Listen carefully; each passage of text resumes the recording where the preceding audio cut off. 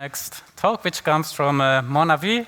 She's a principal researcher and a research manager at Intel Labs, working on topics like secure cloud, trusted execution technologies. In her role at Intel, she also has a very good understanding where the industry is heading with these exciting technologies. So I'm looking forward to hear your talk. Thank you. Well, I'll also start by thanking the organizers for inviting me and speaking about a topic that's very close to my heart, and I've been working in this space since the inception of this term, confidential computing. So let me first start with Intel Labs. Intel Labs is a worldwide organization with most of the researchers based in Hillsboro, Oregon. That's where I am from, and then Santa Clara in California. The labs span a variety of topics: circuits, hardware design, system software, AI, and of course, security. And I am part of the security and privacy research lab, where our main goal is to establish trustworthiness as the foundation for Intel platforms, current platforms and future platforms. And we already have blue in our logo. So anyway, so our lab sort of has several projects. We work in collaboration with several partners, Intel partners, as well as industry partners, research labs, and of course, academic partners. And governments as well. You can see there are 3 DARPA-funded projects in encrypted computing. We're looking at building a fully homomorphic encryption chip, memory safety, post-quantum crypto, secure AI, and these are actually some examples. We have several other projects in the lab. These are the ones externally visible. But my focus is on this area of cloud security, and the research focus is what I'm calling pervasive confidential computing. So we have already heard how much data is moving to the cloud. But the organizations, as they're moving this data to the cloud, they are relying on this organizational trust in the cloud service provider. They're moving all sorts of sensitive data, financial data, health data. But we have seen the attacks continue to grow. I think Kari showed us a slide at the beginning. And so this is despite CSP offering strong security protections. So in order to take care of these protections, the other trend that's happening is this data is sitting in silos, even though we can truly benefit from sharing this data, especially across these multiple mutually distrusting parties. So 2 problems: that the sensitive data is really not protected, and we are unable to share data. And we also heard possibly we can build much better models when we are doing the machine learning type applications. So why is that? Kenny just told us that storage encryption is all broken. Storage solutions are all broken, but if you look at the technologies, they're all out there. We know how to protect storage. We know how to protect network. We, of course, have to use the right algorithms and protect your keys. But when you're thinking about data in use, we've always had a gap. Research people have looked at it. We have technologies like fully homomorphic encryption or multi-party computing, where you want to be able to compute on data in use. While they have progressed a lot, I think they still are very far away from being consumable. And that's where confidential computing comes into play. It basically closes this major gap, and it allows you to protect the data in use by performing computations in a trusted execution environment. And this definition sort of comes from the consortium, but I'm quickly going through the background. Hopefully, many of you know the space. So a trusted execution environment gives you an area in the processor and the memory where all the accesses from the outside are protected. It basically offers you this isolation from all the system software or the admins. Only that area in the processor memory and the hardware is what you have to trust.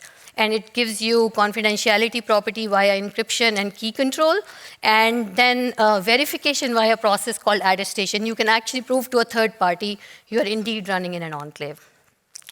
And Intel offers 2 such technologies: Intel SGX, where you can run in a process, and Intel TDX, where you run in a full virtual machine. And so if you look at today's system software, we're talking about lots of attacks. That's really because you have to trust this large body of code, not just the hardware, your hypervisor operating system, tons and tons of middleware to be able to deploy these applications. Confidential computing changes that. With Intel TDX, you only have to trust your virtual machine. And with Intel SGX, you can even drop the TCP really low. You only have to trust this little enclave and the hardware. And Intel is not the only one. While Intel led the space with Intel SGX, and despite it offering really strong security, industry sort of wanted something even more easier to use, something more consumable. Talk about fully homomorphic encryption being hard. Even Intel SGX was, people found it hard to use. And mostly industry pivoted towards virtual machine-based security. And today, all the vendors, including Intel, offer this VM-based isolation. You can take your full virtual machine and host, protect it in the cloud. And most of the CSPs are now offering instances for confidential computing. And like I said, let me give you a quick history here. The space was sort of, the term was coined back in 2015 or so when Intel launched Intel SGX. It was actually initially launched on client platforms, and use cases were around DRM and key managers, but we saw very little adoption. What we saw was the use cases were all in the cloud space, where people wanted to be able to sort of run these arbitrary applications and protect them. So it's actually, we have seen quite a bit of deployment, but these are the applications where you're just lifting and shifting. You take your virtual machine and deploy it in the cloud. You take your container, deploy it in the cloud. Single owner, single provider. There are use cases around confidential AI, databases. But where confidential computing really shines is what I'm calling confidential collaboration. So these are the applications. So if you look at today's applications, they're not monolithic anymore. They are run as microservices, functions, and they sort of have, they want trust in the workflow, and they also want data use guarantees. If I have my data, I want to be able to use it based on certain properties I want to define, and not randomly, arbitrarily used by anyone. So the use cases fall in like federated learning, privacy-preserving AI, ML, and we are also looking at lots of health applications that are using this confidential collaboration. And there is some early work, but this space is where we are doing a lot of research. So my research group set out this research in pervasive confidential computing about a few years ago, where we are looking at these 3 research vectors. And we do this not just sort of in isolation, we do it in the context of several cloud-to-edge use cases. So on the scalable trusted execution environment, we want to scale to various granularity. Like I already said, we have SGX and TDX. And we want to be able to now go to the accelerators, GPUs, and this is where some of the work is also being done by Shweta here at ETH. And actually, this is an area where we are also beginning to collaborate with her. And as you look at the enlightened infrastructure, the cloud is already distributed. But now we have to sort of enlighten it with confidential computing. There is lots of work happening where we're trying to retrofit things on top. We have service meshes, we're building confidential service meshes. But really, we need to rethink and redesign probably the cloud infrastructure to be able to adopt confidential computing as the core technology. And there is a little bit of a challenge because microservices and functions were designed to make it easier to take ease the users, and cloud service providers manage all the complexities of the cloud deployment. Versus with confidential computing, we don't want to shift that burden back to the users. So there's quite a bit of work that needs to be done in this space. And the hardest one is this distributed trust coordination. While attestation is great, today the only thing you can do is you can verify, you can take a hash of your application and you can prove to a third party, yes, I'm exactly running the code that I promised. But the problem is it's very hard to manage those hashes. Anytime you update your application, your hash changes. So this management of hashes is a big problem. And that's an area where we need to figure out how to solve that problem and how to use attestation in a consumable way again. And like I said, while there are lots of applications, the only applications everyone cares about now is the AI. So confidential AI has emerged as the primary use case. And so I'll try to give a flyby view of what we are doing in this space. So we also heard just now from Ari that there is all these attacks around on the models. Basically, we need this confidential verifiable workflow, because you may have certain models, you don't know if they're trained on what data it's trained on, and basically the adversarial examples. How do you even know if it has been modified? So if we can figure out a way to protect your model, and as it is, it's not just even the adversarial example. A lot of these models cost a lot to train. So the model providers really want to make sure that the models can be protected. And then the users who are paying for these models, for the use, they want to make sure they're exactly getting the guarantees. They're using the model that they're paying for, basically. So in addition to this model data confidentiality, we also have the privacy concern.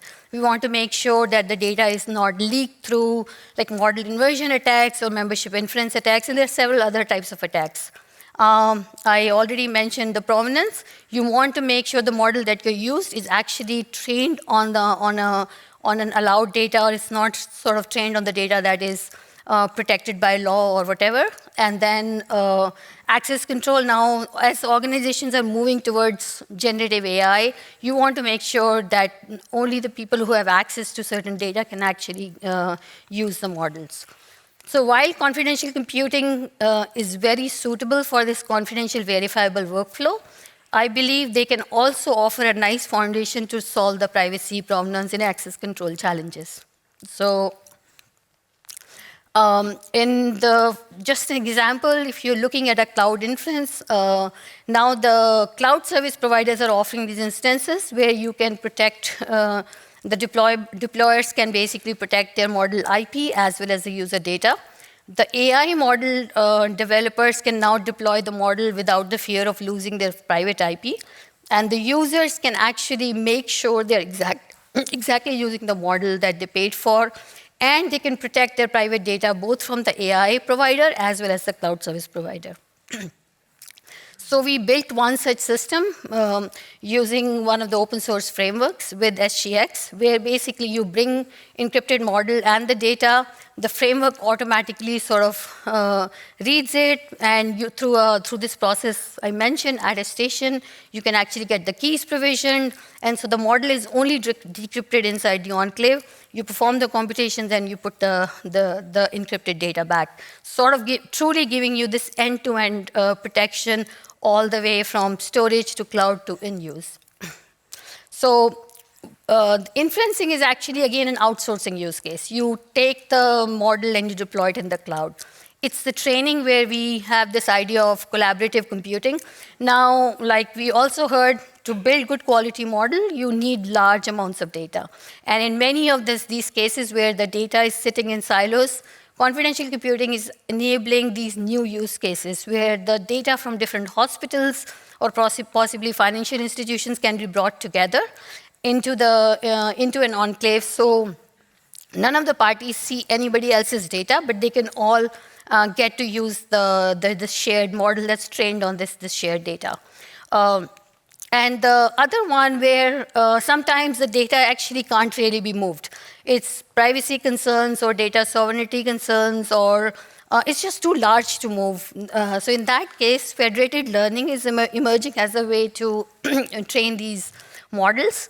And in that case, it's actually interesting that you don't need confidential computing for confidentiality properties, and you are actually using confidential computing for integrity properties, because you can actually verify that the data owners actually using the data that they committed, because they could just be using some fake data and trying to use the model from other collaborators. So we think you can use integrity for making sure that all the collaborators are following the rules of the federation. And actually, this is the one that has been deployed in few pilot use cases. and my talk won't be complete unless I talk about large language models. This is an area we recently started working in. These large language models, again, share the more or less the same threat vectors as I laid out, and but they have some newer challenges. Like one just stems from they're really, really large in size, and they're typically run in the heterogeneous compute environment. And actually, to mention, this project is again done in collaboration with Professor Torsten Hoffler's group at ETH. And so we have done some initial work where we have run these models on CPUs only, and we are looking at very reasonable performance overheads, but we're continuing to fine-tune it. But the next steps are sort of moving that work to GPUs. And again, none of these LLMs are so large, they're not running on single nodes. That's just the start, and then we're looking at how do we scale it to multiple nodes and how to have secure MPI between these CEs. The other problem is around integrity verification. While we can use the attestation, we really need to be able to specify metadata for how these models are, to be able to specify the metadata from the time these models are created to the time they're consumed. So there's actually quite a bit of research on the system side that need to be done to be able to fully secure these large language models. Yeah, so with that, I want to showcase two systems that we've been working on, because a lot of this research is done with actual systems, because like a lot of my focus is building security systems. So first one is Grameen. It's an open source project that allows you to run unmodified Linux applications. And we also built, so Grameen has this nice modular design. You can have a new platform adaptation layer. So we also built a platform adaptation layer for Intel TDX. Now, TDX can already run a full virtual machine, so you can run Linux applications out of the box. But for TDX, we offer a small, lightweight unikernel, meaning you can still have a really small TCB if you're running in a VM-based TE. The other system that also comes from my peer lab is OpenFL, where this project also started as a university collaboration with the University of UPenn, where they used OpenFL for tumor segmentation, and they integrated again with both SGX and TDX. And both of these projects are open source and can be extended to use in your projects. And Grameen actually has been deployed in several production systems. And so not just our lab, there are several industry use cases that are using confidential computing now. My favorite example is the one that comes from Gematik. So most recently, they took all of German population's prescription, and they moved into e-prescription. And one of the requirements from German government was to use all open source software. So Grameen was part of this project, and SGX. And they ran a pilot for several years before it actually went into production. Microsoft now deploys their credit transaction system in Azure Confidential Computing. And while I said it's early work in the collaborative computing, we have examples from Bosch and as well as Novartis and Beekeeper AI, where they are sort of using federated learning for medical data, and then Bosch is using it for autonomous driving assistance. And these are just few examples. It's just right now there's tons of momentum in industry to apply confidential computing for data protection. And this is an example. We have a confidential compute consortium where lots of partners are joining in. Just the fact that the technology has so much potential. And also, the biggest hurdle in security technology is around regulations. And while we are working with quite a few standards bodies, there are these advisories that are beginning to come out for use of confidential computing. And the one I already talked about from Gematik with use in e-prescriptions.